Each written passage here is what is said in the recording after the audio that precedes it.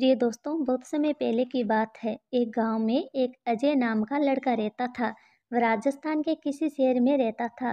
वह बड़ा पढ़ा लिखा ग्रेजुएट था और वह प्राइवेट कंपनी में जॉब करता था। पर वह अपनी ज़िंदगी से खुश नहीं था। हर समय किसी न किसी समस्याओं से परेशान रहता था और हर समय उसी परेशानी के बारे में सोचता रहता था।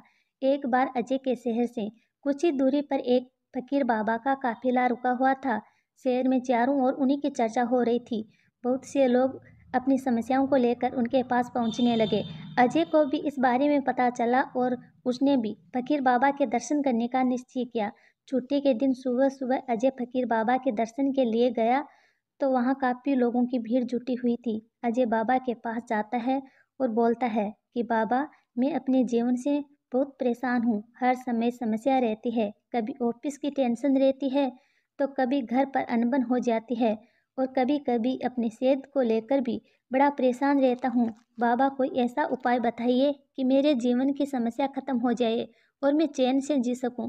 बाबा अजय की बात सुनने के बाद मुस्कुराए और बोले, पुत्र, आज तो बहुत देर हो गई है। मैं तुम्हारे प्रश्न का उत्तर कल दूंगा, लेकिन क्या तुम मेरा एक छोटा सा काम करोगे? बाबा की इतनी बात सुनने के बाद अजय बोलता है कि बाबा, मैं ज़रूर करूँगा। बड़े उत्साह के साथ बोलता है।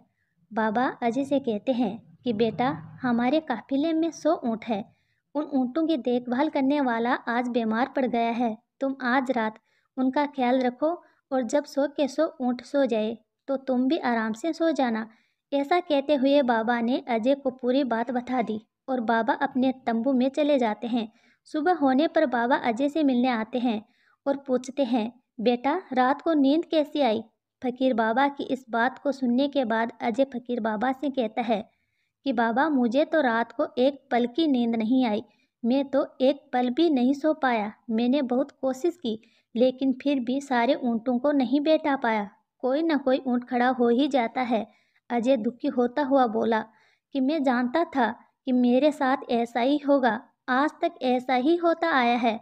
उसके बाद फकीर बाबा बोलते हैं कि बेटा, कभी भी सारे ऊँट एक साथ नहीं बैठते हैं। इस बात को सुनने के बाद अजय बोलता है, तो फिर बाबा, आपने मुझसे ऐसा क्यों कहा कि सारे ऊँट बैठ जाने के बाद तुम भी आराम से सो जाना? अब उसे फकीर बाबा कहते हैं कि बेटा, कल रात तुमने अनुभव किया ना कि चाहे कितनी भी कोशिश कर लो, सारे ऊँट एक साथ नहीं बैठ सकते। तुम एक ऊँट को बैठाओगे तो दूसरा खड़ा हो जाएगा। इसी तरह एक समस्या का समाधान करोगे तो किसी कारणवश दूसरी समस्या खड़ी हो जाएगी। पुत्र, जब तक जीवन है ये समस्या बनी रहती है। कभी कम कभी ज़्यादा समस्या हमेशा चलती रहती है जब तक जीवन रहता है। उसके बाद अजय उनसे कहता है कि बाबा, तो हमें क्या करना चाहिए? फकीर बाबा बोलते हैं कि इन समस्याओं के बावजूद जीवन का आनंद लेना सीखो।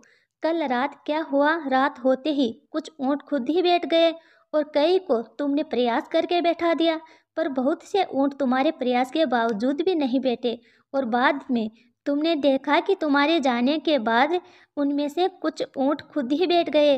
कुछ समझे, समस्या भी ऐसी ही होती है। बाबा कहते हैं, अजय बेटा, तुम खुद समझे या नहीं, समस्या भी ऐसी होती है, अपने आप ही खत्म हो जाती है। कुछ को तुम अपने प्रयास से हल कर लेते हो और कुछ तुम्हारे बहुत कोशिश करने पर भी हल नहीं होती।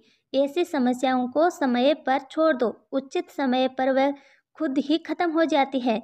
और जैसा कि मैंने पहले कहा कि जीवन है तो समस्या भी बनी रहती है, पर इसका मतलब ये नहीं है कि तुम दिन रात उसी के बारे में सोचते रहो।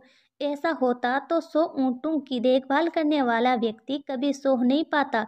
समस्याओं को एक तरफ रखो और जीवन का आनंद लो, चैन की नींद सो जाओ। जब उसका समय आएगा तो अपने आप ही हल हो जाती है। फकीर बाबा और कहते हैं कि ईश्वर के आशीर्वाद के लिए उसे धन्यवाद करना सीखो। दुख और पीड़ा खुद ही खत्म हो जाती है।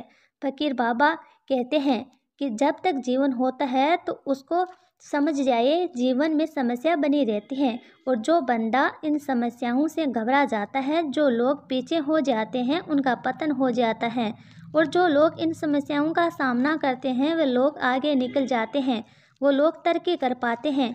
इसलिए एक बुद्धिमान व्यक्ति को समस्याओं से लड़कर अपने कर्म पर हमेशा ध्यान देना चाहिए। अपने कर्म को कभी नहीं भूलना चाहिए। जो लोग अपने धर्म को भूल जाते हैं उन लोगों का भी पतन हो जाता है। प्रिय दोस्तों, ये थी हमारी आज की कहानी। कैसी लगी? अच्छी लगे तो एक प्यारा सा कमेंट ज़रूर करें।